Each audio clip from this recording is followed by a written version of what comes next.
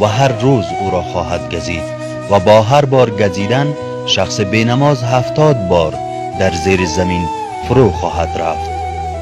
دوستان عزیز، بیایید که درباره تارک نماز از احادیث هم بدانیم. شخصی که نماز صبح را ترک می کند نور چهرهش از بین می رود. شخصی که نماز ظهر را ترک می کند در روزیش برکت نخواهد بود. شخصی که نماز عصر را ترک می کند وجودش ناتوان خواهد شد. شخصی که نماز شام را ترک می کند از استفاده اولاد محروم خواهد شد. شخصی که نماز خفتن را ترک می کند از فایده های خواب محروم خواهد شد.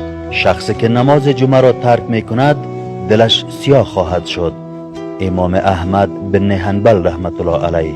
شخص بی نماز باید تا حد زندانی شود که توبه کند. امام اعظم ابو حنیفه رحمت الله علیه. از شخص بی نماز خوک هم نفرت می کند. امام شافعی رحمت الله علیه. قصداً نماز را ترک کردن کفر است. دوستان عزیز، بیایید وعده کنیم که بعد از این نماز 5 گانه را ترک نمی کنیم و مهربانی کرده ویدیو را از روی ثواب با دوستانتان نیز شریک سازید.